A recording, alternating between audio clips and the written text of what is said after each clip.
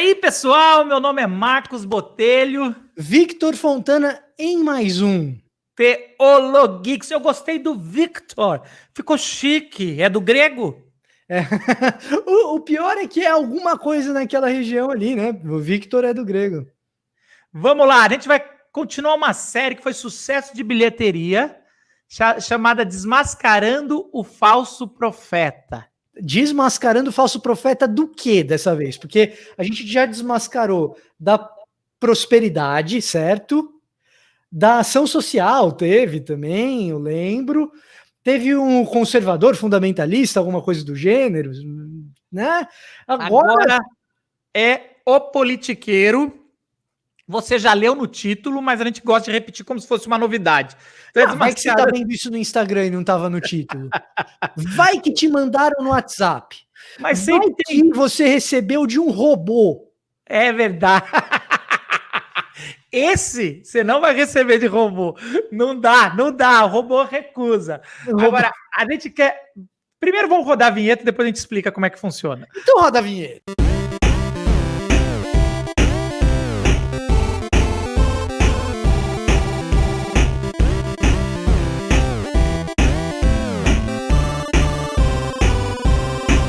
Deixa eu fazer as observações antes da gente entrar nas 3 dicas aí para você diagnosticar o falso profeta. A primeira coisa que vem assim, dos falsos profetas, não da política, não, mas vocês estão muito arrogantes, vocês não podem falar características de falsos profetas, isso aí é julgar. Para começar, Jesus falou no Sermão do Monte que pelos frutos a gente reconhece se a árvore vem, se é a árvore da vida ou se é a árvore que tira a gente do Éden. Então, assim, é bem por aí. Então a gente, na verdade, está olhando os frutos e aí você vê se a pessoa que você segue na internet, se a pessoa que faz barulho aí é um falso profeta politiqueiro ou não. Outra coisa, tem que fazer bingo. Não adianta ter uma só e as outras não. Tem que fazer pelo menos 2, né, ô Fontana? A gente vai dar 3 características. Se o cara bater 2... chance razoável do cara ser um falso profeta politiqueiro. Eu diria 80% baseado em coisa nenhuma. Exatamente, a gente está cientificamente baseado em nada para falar isso. Mas, cara, é só bom senso. Não é verdade, velho. Não é verdade. A gente não pode deixar falsa modéstia. A gente está baseado na Bíblia. A gente estudou muito tempo a Bíblia. A gente pode errar, mas a gente tenta ser bíblico aqui sempre. E é importante, em tempos obscuros, aliás, que a Bíblia avisa muito que vamos ter falso profeta, a gente sempre ficar analisando os frutos. E analise os frutos do Teologix, do Fontana, meu, isso é normal. O que não dá é para julgar sem saber dos frutos, né? É isso aí, é isso aí. Então vamos para a primeira característica, que é a seguinte: você presta atenção na pregação do maluco, certo? Ou no textão. Então assim, ó, veja só. O cara mete textão, dá uma olhada no textão. O cara prega, dá uma olhada na pregação do cara. O cara dá aula, dá uma olhada na aula do cara. Se aquilo que ele escreve, aquilo que ele ensina, aquilo que ele prega, nunca fere o espectro político dele, que ele defende, ou que ele pertence, se ele é de esquerda e tudo que ele prega, nunca a esquerda está errada, nunca fere nenhum princípio da esquerda, ou se o cara é de direita e as coisas que ele prega nunca ferem nada da direita. A direita está sempre idêntica ao que é o evangelho na boca dele, idêntica ao que é o ensino bíblico na aula dele. Direita, esquerda ou mesmo centro. O cara é isentão e o cara identifica o evangelho sempre com um equilíbrio. Não tem radicalidade na mensagem. Não tem radicalidade na mensagem de Jesus, né? Exato. Então, assim, se você identificou qual que é o espectro político que o cara pertence e a pregação dele nunca fere o próprio espectro político dele, primeiro indício que dá aquela ticada ali, porque... 2 coisas quando você fala isso, Fontana. A primeira é o seguinte, é lógico que a pessoa sempre fala assim, não é o outro lado também, não é o evangelho, tem erros, mas se a pessoa não nomeia o erro, que é tão fácil ver, mas a pessoa só dá ênfase para o outro lado, nunca para esse. Então, se o cara é da esquerda, só fala de ação social, a gente até falou isso, nunca fala de santidade do lado espiritual, ou se o cara é da direita, assim, mandaram um vídeo de um cara que caiu na graça dos artistas aqui no Brasil. E o cara fala muito bem, o cara é muito legal, eu gosto da mensagem dele, mas um dia eu falei, cara, eu quero achar um vídeo que ele fala mal da esquerda. Não acha um vídeo, e isso não é o evangelho. Isso é uma coisa diferente. Ou o evangelho então, tem você 2000 anos, meu. Os espectros políticos têm 200, 300 definidos, Ou então você pega caras, vou citar o lado positivo, vou pegar pelo lado bom aqui.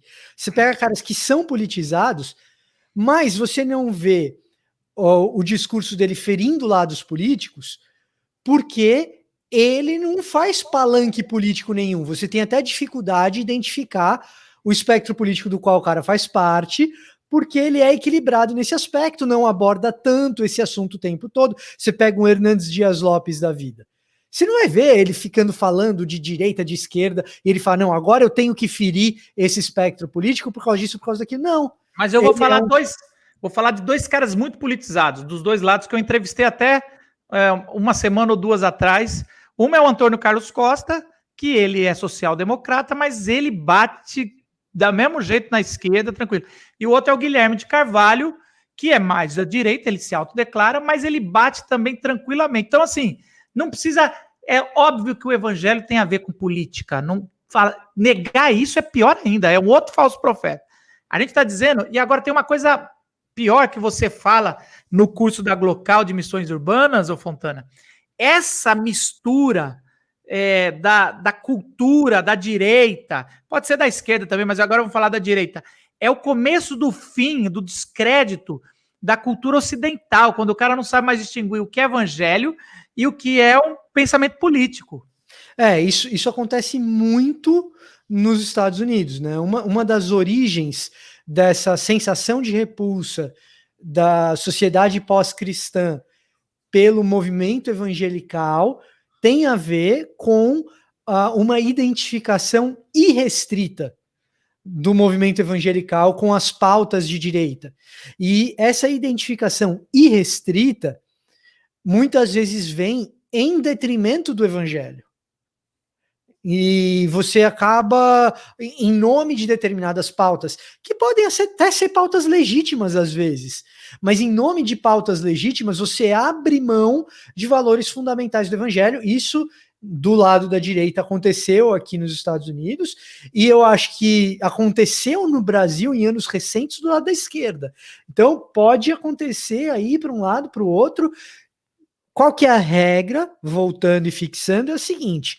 Pô, vê o cara que fala muito de política, mas nunca a pregação dele fere o espectro ideológico do qual ele faz parte, ou políticos que fazem parte do espectro ideológico dele, pô, desconfie, sabe? Desconfie, porque às vezes dá a impressão de que o cara está eternamente em campanha política. E aí, deixa eu falar uma coisa para você que faz isso. Se você faz isso, você está assistindo a gente, cara... Não é todo mundo que percebe, mas tem muita gente que percebe e não fala para você porque tem receio, porque tem medo, você tá passando vergonha e não tá percebendo. Então, vigia. E aí a gente cai no segundo, né, que também eu acho que é consequência desse. A orientação da vida dele, desse profeta, o profetiza, ela é política e ideológica e não da palavra de Deus. E aí... é um problema muito mais grave, porque é idolatria. E a gente vive isso aqui, em todos os países a gente já viveu isso. Então você tem uma idolatria. Quem é a autoridade máxima é a política, todo jogo de conjunto do espectro que você está, ou da direita, ou da esquerda, ou do centrão. O que for, aliás, colocar centrão já é pejorativo, ou do centro. Então sim. Aí você aí, a pessoa que gosta, ela vai cair em idolatria, aí ela usa o nome de Deus em vão, aí, meu irmão, o negócio foi pro saco. Você quer ver um sintoma disso aí, Botelho? É o cara que muda o discurso, muda a opinião, ele tinha uma opinião ferrenha, e geralmente essas pessoas tem opiniões muito fortes e emocionais a respeito das coisas, das políticas públicas, etc. E aí ele tem uma opinião ferrenha. E aí o político favorito dele, ou o grupo partidário favorito dele, por conveniência, é obrigado a mudar o discurso. Da noite pro dia, a opinião desse cara, que era ferrenha para um lado, muda de ferrenha para o outro. Não sei se você já viu isso acontecer. Eu vou dar nomes não de pessoas, porque a gente é ético ainda falta isso. Eu vou dar nome de 2 episódios que aconteceu. Mas deixa eu falar a fonte aqui. Quando você tem a palavra como a maior autoridade, você tem um temor para ler a palavra, e você tem um conjunto de procedimentos que mostra que a Bíblia está acima do que você pensa. Então você lê o contexto literário, histórico, você realmente quer entender o que a Bíblia está querendo dizer. E quando você não tem a Bíblia como autoridade, você já vai com a ideia antes do texto. Assim, você tem a pregação pronta e fala que foi Deus que deu, e aí você vai para o texto para justificar. Quando você cria esse tipo de mecanismo o tempo todo, que o texto não fala com você, é você que fala do texto, aí quando você ama um político como autoridade maior da sua vida, e a pessoa muda de ideia, você vai no texto para ir para outra ideia que mudou. Então você vai. Então eu vou dar 2 exemplos. O exemplo mais antigo é o exemplo da esquerda aqui, que quando começou a pipocar as corrupções, as pessoas falavam, não, mas teve transformação social, teve justiça, igual todo o Antigo Testamento, que fala para cuidar dos pobres, da viúva, do estrangeiro. Isso aqui o governo de esquerda fez. Então, a pessoa se cega da corrupção, que é totalmente antibíblica e anticristã, por causa de alguma coisa boa. E no tempo mais recente, aconteceu agora, não, nós gostamos dele, ele fala absurdos, ele defende torturadores, mas ele é honesto. Aí quando sai o pilar da pessoa que era anticorrupção, falando que ele é corrupto, as pessoas falam, não, isso é antiético, saiu. E aí muda o discurso, que estou com ele por causa da isenção, que ele não é corrupto, e eu engulo todo o resto, mas na verdade ele é pior, porque ele tem todo o resto e mais corrupção. Então, assim, quando a gente coloca essas idolatrias, a gente começa a agir sem pensar. Porque a Bíblia fala, quando você adora alguma coisa, uma pedra, você vai se tornar a imagem e semelhança dessa pedra, desse pau, desse poste ídolo.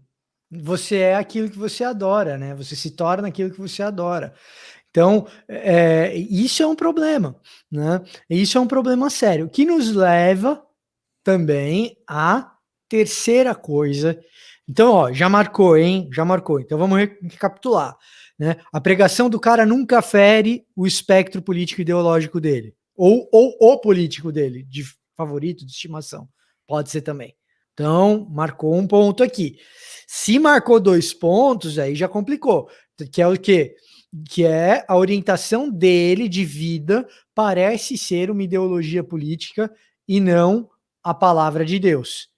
E a prova disso é que os princípios e valores do cara ficam mudando o tempo todo de acordo com os gostos do político ou do grupo político que ele faz parte, que ele apoia, que ele admira ou que ele idolatra, né?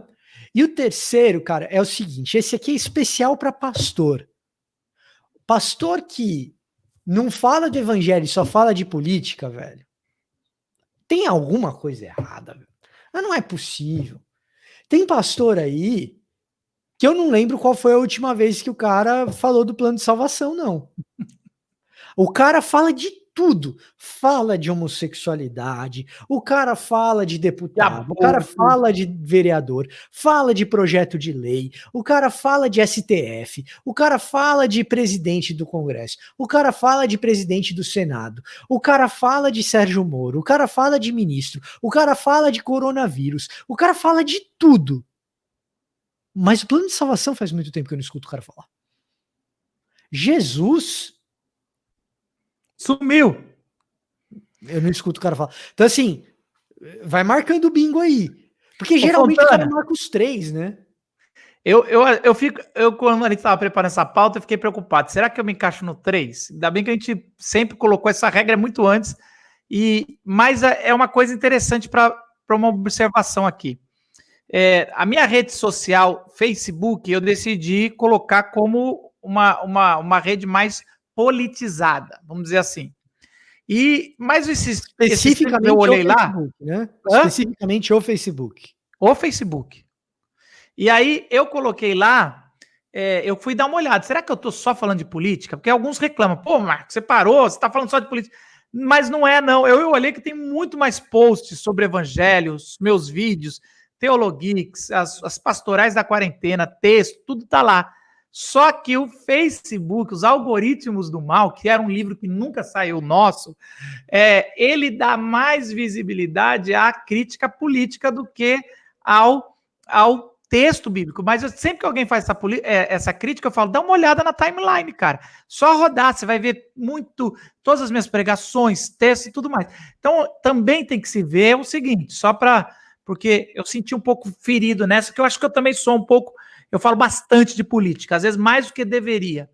Mas eu pelo menos, e aí a gente tem que ver se a pessoa não está falando do evangelho e na verdade, os algoritmos estão chegando. E uma outra coisa, que eu acho que é uma falha de alguns pastores mais politizados, é que eles ficam levando sem critério para o púlpito. Como o púlpito é uma exposição do texto bíblico, estou falando pastor que prega expositivamente, né? Não tem como você ficar politizando, porque é o texto bíblico. Então, aí o pessoal até brinca quando vai na igreja, fala, nossa, Marcos, você você prega só pastoralmente, cuidando das ovelhas. Eu falo, mas é isso que o texto está fazendo. Então, assim, as pessoas querem um Che Guevara lá na igreja, eu falo, não, aqui não tem. E às vezes elas vão nas redes sociais querer brigar, e eu falo, não, você é minha ovelha. Você tem o meu WhatsApp, você vem conversar comigo pessoalmente, você não vem aqui na minha página, não. É isso aí. Mas é isso. A gente tem que tomar cuidado, porque até esse taxar, você é um falso profeta politiqueiro, pode estar sendo feito de alguém que é um idólatra da política, mas não quer nem ouvir os argumentos contrários e já taxa, você só fala de política, você se vendeu para a esquerda ou você se vendeu para a direita. É por aí. Então, ó, fica de olho nesse tipo de falso profeta, porque tá proliferando esse daí, certo? Então você fica de olho. E fica de olho também onde, Botelho? No seu Instagram, no meu Instagram, no seu Twitter, no meu Twitter. Por quê? Porque vai ter mais Teologeeks para você. Você fica de olho também aqui na inscrição e no like. Porque se você não se inscreve, não ativa o sino e não dá like, o que acontece? O algoritmo do mal vai te lançar Felipe Neto para assistir. Tá certo? Ou pior, você não tem criança pequena, o algoritmo do mal lança Lucas Neto, o irmão dele, a nova Xuxa. Isso. E assim, pelo menos por enquanto, não vai ter Teologeeks na banheira de Nutella. Portanto... E se você quiser ouvir o contraditório da sua opinião política, eu sugiro a sequência de bate-papo que eu tive semana passada nas quarentenas, nas pastorais da quarentena, que eu entrevistei o Sérgio Queiroz, que trabalha no governo de direito, o Guilherme de Carvalho, tudo na mesma semana, que trabalhou para o governo, mas saiu e agora está criticando, e o Antônio Carlos Costa. Então você ouve, todos são bíblicos ali, estão trazendo, e são irmãos queridos, e tem várias opiniões políticas diferentes, que é normal, é saudável. É isso aí. Então, fique ligado nessas coisas, mande mensagens enormes aqui nos comentários, especialmente as de hate, a gente adora quando você manda um texto enorme. Ô, Fontana, esse tema veio de um comentário do último vídeo, então... Aí, ó, a gente lê, pô. A gente lê. Nem sempre a gente responde. Não. Mas a gente lê. Muitas vezes a gente oculta o seu comentário. Você acha que tá lá, mas ninguém tá vendo, só você. Mas... É a melhor ferramenta, Fontana. É a melhor ferramenta. Porque antes eu deletava, e aí o cara, por que você deletou? Você não é homem? Não, porque você me xingou. É por isso que eu deletei. Você xingou minha mãe. Aí agora eu só oculto. O cara acha, por que ninguém tá comentando? O cara não tá lá. Ele não tá lá. É isso aí. Então, enfim, mas a gente lê, cara. A gente lê. Você quer ofender a gente, deixar a gente muito chateado e tal, a gente vai ler o seu comentário, vai ficar muito triste, a gente vai chorar, enfim, não vou nem falar de outras coisas, hein? Mas deixa, tá certo? Vamos ficando por aqui, até a próxima então, né, Botelhão?